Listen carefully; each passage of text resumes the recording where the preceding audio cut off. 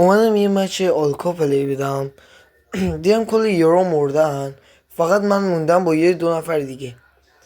دیدم که زومم خیلی کوچیک شده، دو نفر دیگه موندن یار بودن و منم خودم تکی بودم.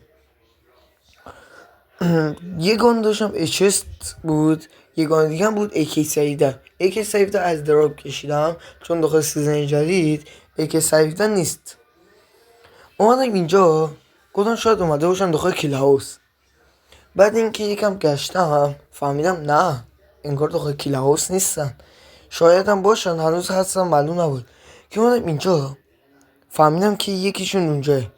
اومدم یکی اینور ببینم زوم چقدر مونده بیاد، که اومدم دمیجش کردم. بعد از دمیج دیدم یکی یارش داخل کیل هاوس بود اومد بیرون. گفتم خب باشه راششو میدم.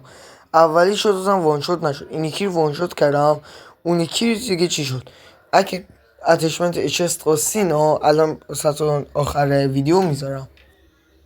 خدا حافظ.